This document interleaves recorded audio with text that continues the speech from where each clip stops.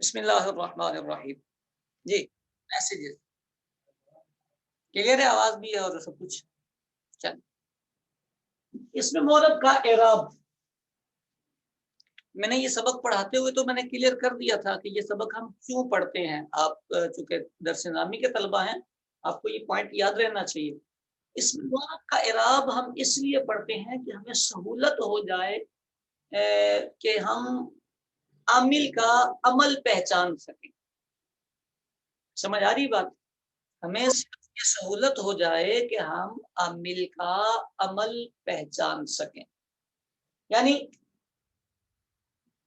اس میں ڈیزائن بتائے جاتے ہیں.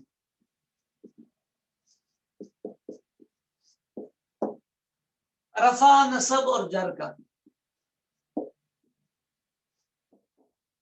یعنی عامل نے رفع نصب جر دیا تو کیا ڈیزائن بنے گا یہ بتایا جاتا ہے. ٹھیک ہے, اب جب یہ بتایا جاتا ہے تو 16 اقسام بنتی ہیں اسم کی, مورب کی. ان 16 میں سے مفرد, منصرف, صحیح, جاری مجرا, صحیح, جمع, مکسر, ان تینوں کا سیم ہوتا ہے. کہتے ہیں رفع پیش سے, نصب زبر سے, جر زیر سے آئے گا.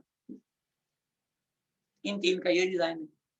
جمع مؤنث سالم ہے تو کہتے ہیں اس کا جو نصب ہے وہ بھی زیر سے. اچھا غیر منصرف ہے کہتے ہیں اس کا جر بھی زبر سے آئے گا. یہ سب ڈیزائن چینج ہو رہا ہے. ٹھیک ہے. اچھا اس کے آگے جب اعراب بالحرف شروع ہو جاتا ہے, یعنی تسمیہ کا اعراب, جمع سالم کا اعراب, اچھا اس کے بعد اس میں منقوص کا اعراب, اس میں ہوتا کیا ہے کہ وہ ڈیزائن ہوتا ہے, اس سے بھی پتہ چل جاتا ہے کہ حالت رفعی ہے یا نصبی. تو یہ صرف سبق ہوتا ہے جس میں ہمیں یہ ڈیزائن بتائے جاتے ہیں کہ رفع, نصب اور جر کا ڈیزائن کیا ہوگا.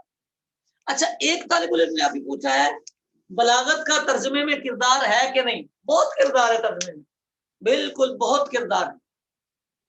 دیکھیں یہ جتنا بھی ہم نے سیکھا, یہ جو ہمارا ترجمہ تھا یہ بیس ہے. یوں کہہ لیں اس کے بغیر تو ہم عربی سے نا واقف. یہ بنیاد کلیئر ہونے کے بعد پھر آگے بلاغت آتی ہے. اب جب بلاغت آتی ہے تو اس بلاغت میں کبھی حسر کا موقع آتا ہے, کبھی اس میں تاکید آ جاتی ہے, کبھی اس میں مجازی معنی آ جاتا ہے, کبھی اس میں لزومی معنی آ جاتا ہے. یہ ساری اصطلاحات ہوتی ہیں. یعنی کبھی ایسا ہوتا ہے آپ ڈکشنری سے ایک معنی دیکھتے ہیں, ترجمہ کرتے ہیں, تو وہ جو اس کا حقیقی معنی ہوتا ہے وہ وہاں فٹ نہیں بیٹھتا. آپ کی بلاغت کام آئے گی. اس کا کوئی لازم آپ چیک کریں گے, کوئی اس کا مجاز چیک کریں گے تو مجاز وہاں سیٹ ہو رہا ہوگا. لیکن یہ آگے کی بات ہے, پہلے بنیاد مضبوط ہو تو پھر آگے بلاغت کو بھی چھیڑ لیتا ہے بندہ. کم از کم اتنا ضرور ہے کہ قرآن مجید فرقان حمید میں جب آپ کے سامنے الفاظ آئیں گے تو آپ بلاغت کا استعمال آسانی سے کر سکیں گے. آپ جب جلالین شریف پڑھتے ہیں, تفسیر پڑھتے ہیں, تو وہاں جو مفسر اپنی تفسیر کے الفاظ لکھ رہا ہوتا ہے وہاں یہ بلاغت والے معنی کام آتے ہیں. پھر آپ کو یاد آتا ہے یار یہ مفسر نے یہ جو لفظ لکھا ہے نا یہ وہ بلاغت کا قاعدہ تھا, تو یہ لفظ لکھ کے بتایا ہے کہ یہ لفظ اس معنی میں استعمال ہو رہا ہے.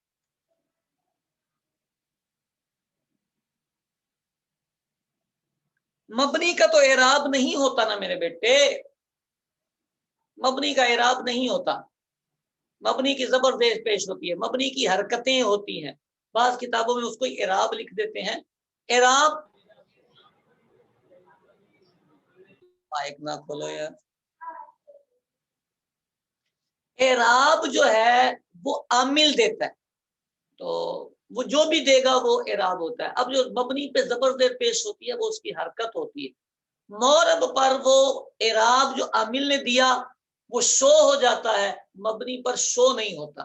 اس لیے مورب کے اعراب کو اعراب ہی کہہ دیتے ہیں, اور مبنی کا جو اعراب ہوتا ہے اس کو محلن کہتے ہیں.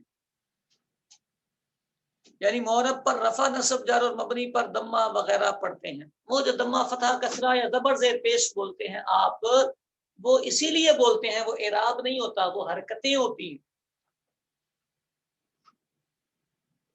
अहादीस तय्यबा का तर्जुमा करने का सबसे आसान तरीका जो आपने सीख लिया, हदीस पढ़ें और नबी पाक सल्लल्लाहु अलैहि वसल्लम के फैज़े पुर असर से आप उसका तर्जुमा करने की कोशिश करें, आपको आएगा।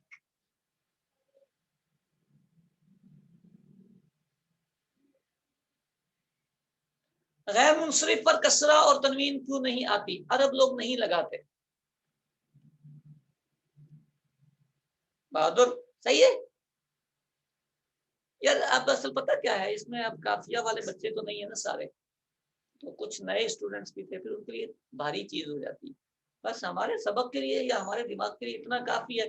अरब लोग गैर मुंसरिफ पर कसरा और तनवीन नहीं लगाते।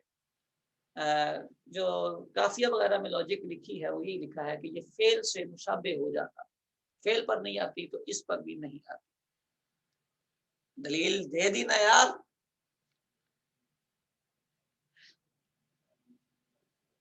अगर कोई अरबी किताब का तर्जमा करना चाहे तो किसका करे? जिसका आता हो।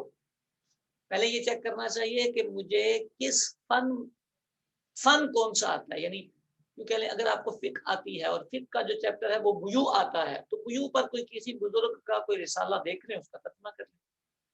क्योंकि तर्जमा करने के लिए बुनियादी बात ये होती है कॉन्सेप्ट क्लियर हो पहले। यानी आप जिस किताब का तर्जमा करना चाह रहे हैं उसका मजमून आपको पता हो। अगर आपने कभी मतलब यूं कह लें फलसफा देखा ही नहीं और आप फलसफे की किसी किताब का तर्जमा करने लगेंगे तो किसी का बात भी नहीं कर सकते, नहीं होता। तर्जमा आपको उसका करना पड़ेगा जिस जो आपको पहले मतलब किताब आती है कि नहीं आती, लेकिन वो मजमून आता हो। ठीक है, वो आप कोई सा भी आप ले लें जो आपको जहां शौक लगे।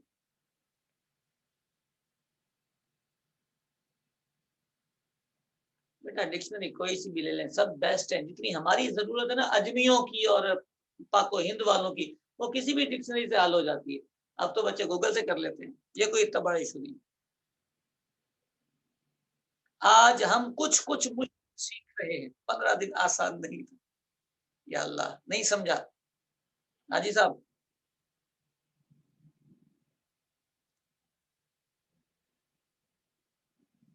अब कौन सा कोर्स शुरू करेंगे? रमजान शरीफ में 2-3 का है इरादा, देखें अब कौन कौन सा होता है। बिल्कुल मैं आपके साथ हूँ।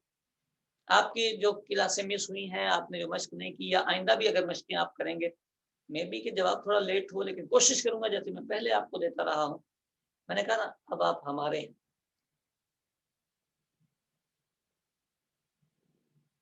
हाजी सब ताज्जुब।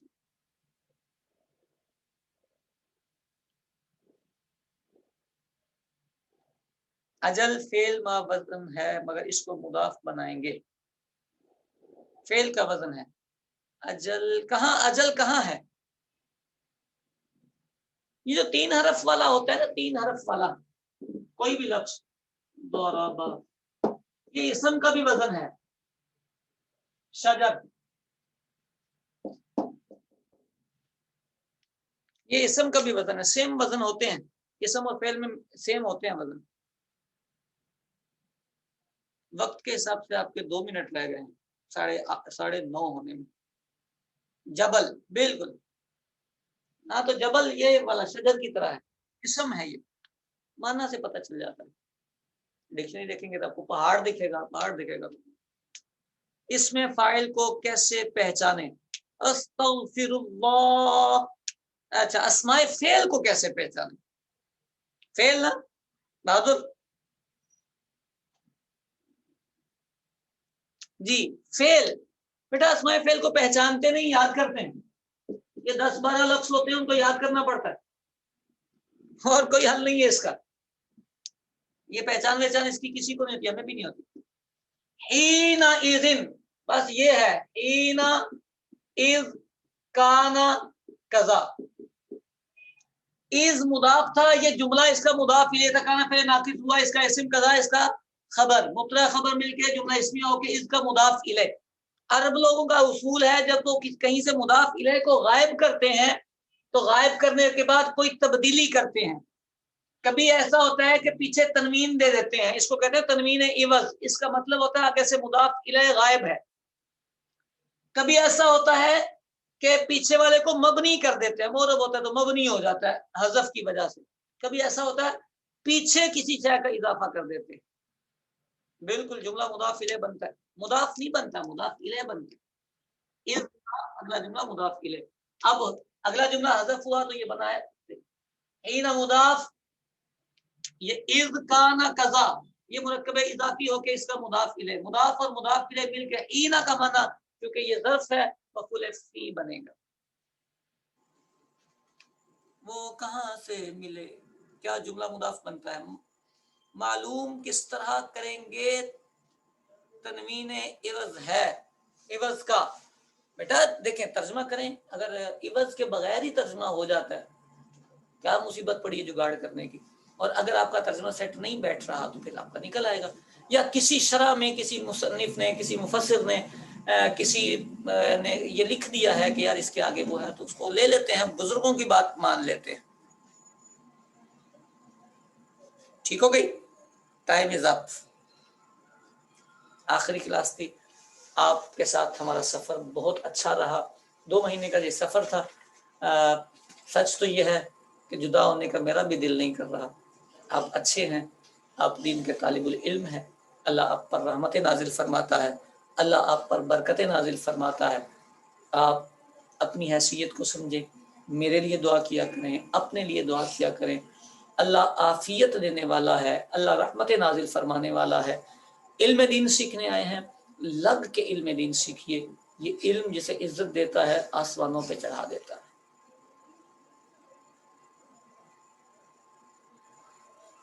ٹھیک ہے جی، ملیں گے آپ سے پھر.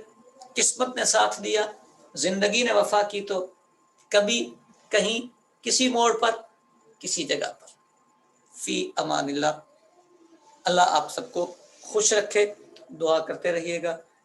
واٹس اپ کوشش کیجیے گا کہ اگر مجبوری کوئی نہ ہو تو گروپ لیفٹ نہیں کیجیے گا. السلام علیکم ورحمۃ اللہ وبرکاتہ.